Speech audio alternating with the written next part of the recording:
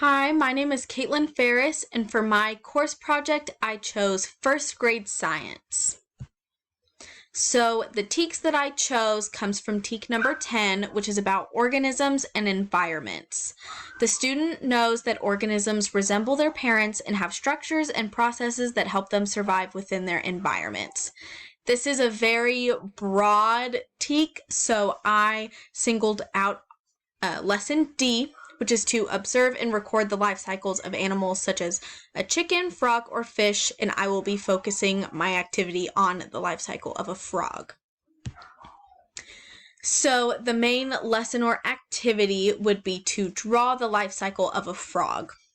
So before this activity, we would have had a little unit on the life cycle.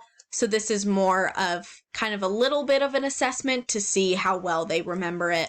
So the activity would start with this YouTube video from Peekaboo. It's a cute little animated video.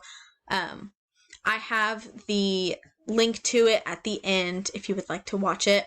But so we would watch the video, and then either independently or in pairs, they would use Google Draw to recreate the life cycle. So to animate it, use like clip art, do all the fun little arrows, make little labels for it, just to represent that they understand and they can recreate it.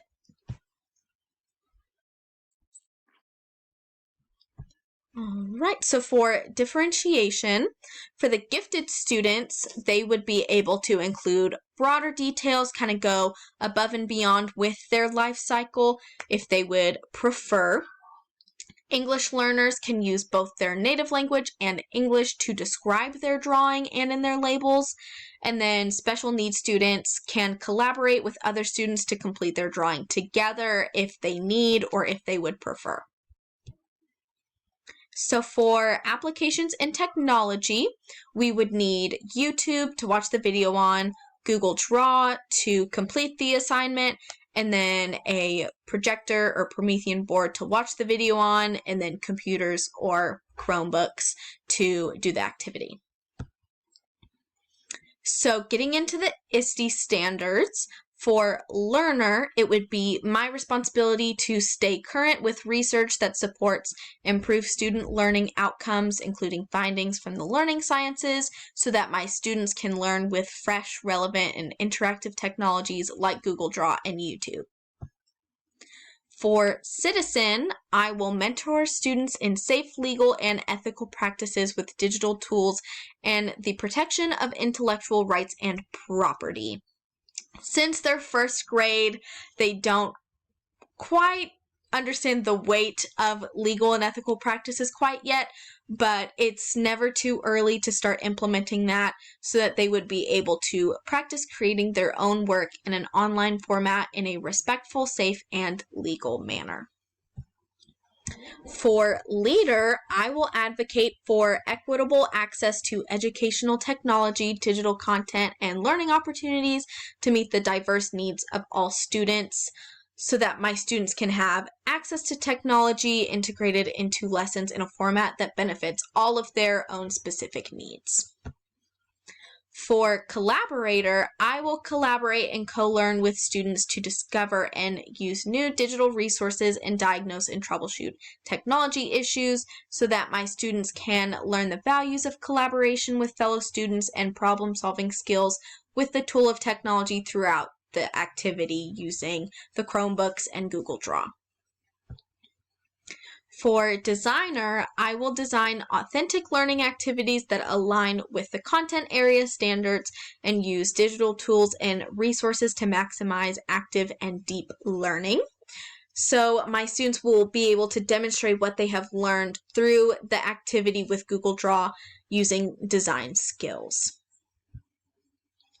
For facilitator, I will manage the use of technology and student learning strategies in digital platforms, virtual environments, hands-on makerspaces, or in the field, so that my students will be able to complete their assignment with Google Draw successfully while learning to manage and facilitate their own work.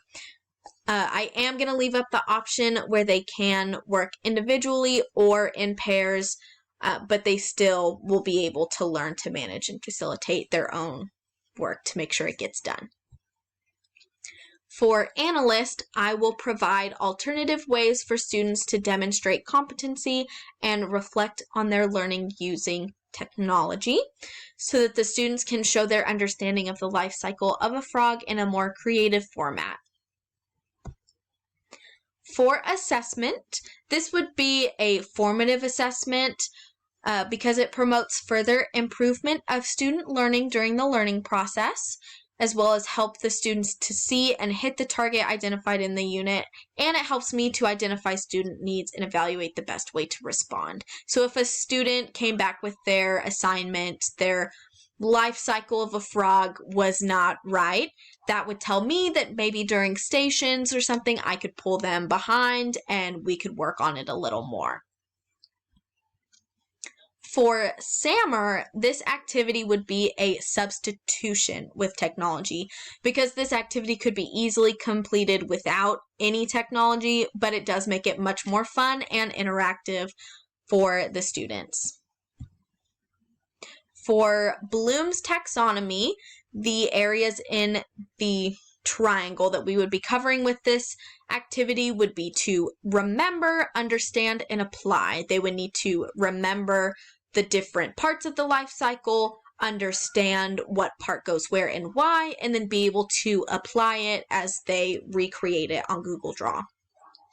For WEBs, the two levels that it would hit would be to recall, as they recall the facts and definitions of the life cycle of a frog, and the skill and concept that they would apply to make a connection and explain how or why.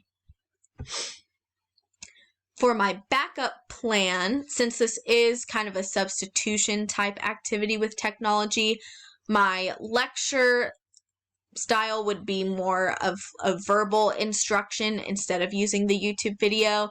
And then instead of Google Draw, we would just do hand-drawn assignment with paper and colored pencils or crayons.